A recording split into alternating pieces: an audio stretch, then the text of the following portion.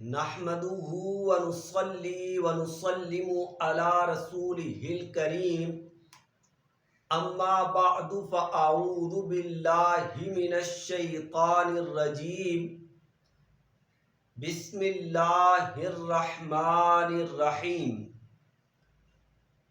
ایک بھائی نے سوال کیا کہ مدینہ منورہ کو یثرب کہنا کیسا؟ بعض شعراء نے اپنی شاعری میں مدینہ منورہ کو یثرب کہا ہے، لیکن یاد رکھیے کہ مدینہ منورہ کو یثرب کہنا شرعاً ناجائز ہے۔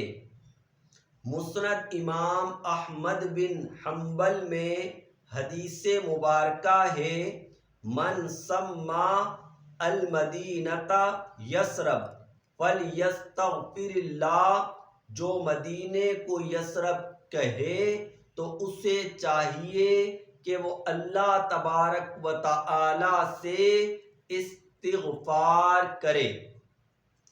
ملا علی قاری رحمۃ اللہ تعالی علیہ نے مرکات میں یہ لکھا، قد حکی عن بعض السلف، ہمارے بعض اسلاف سے یہ بات نقل کی گئی ہے، تحریم تسمیۃ المدینۃ بیثرب، وہ کہتے ہیں کہ مدینے کو یثرب کہنا حرام ہے۔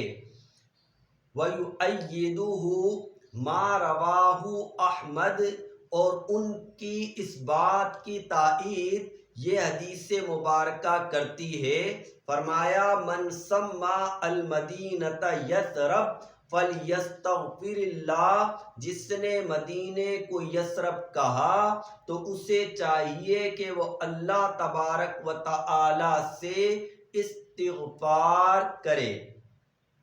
یثرب کا مطلب ہے فساد و ملامت، لہذا مدینے کو یثرب نہیں کہنا چاہیے۔ بخاری شریف فضائل المدینہ میں حدیث مبارکہ موجود ہے، رسالت مآب صلی اللہ تعالی علیہ وسلم نے ارشاد فرمایا، یقولون یثرب، لوگ یثرب کہتے ہیں، وہی المدینہ، حالانکہ یہ یثرب نہیں بلکہ مدینہ ہے۔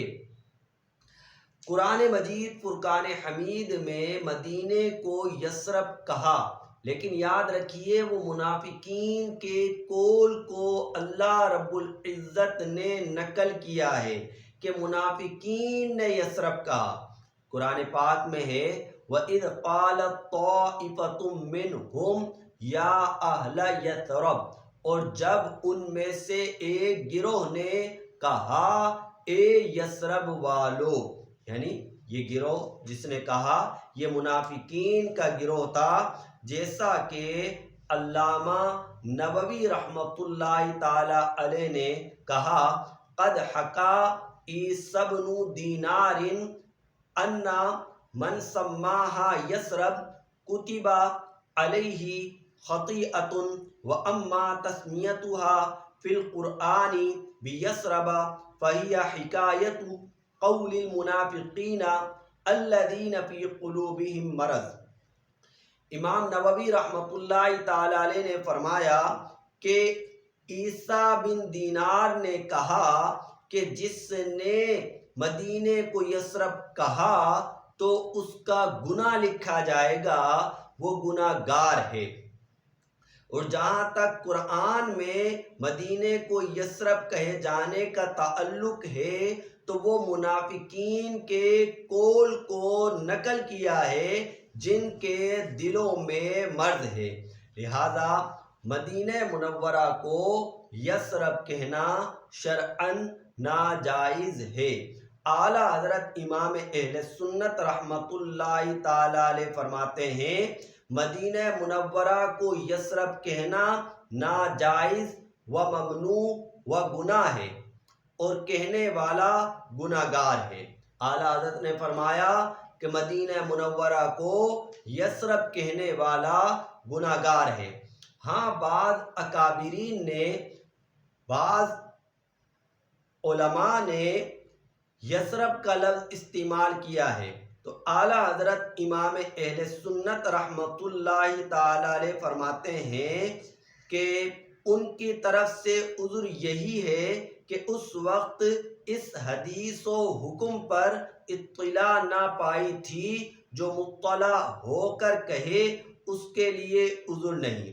کہتے ہیں کہ جن لوگوں نے یہ کہا ہے، یہ یثرب کہا ہے، جن اکابرین نے، جن علماء نے، ہو سکتا ہے کہ ان تک یہ حدیث مبارکہ نہ پہنچی ہو، یہ حکم ان تک نہ پہنچا ہو۔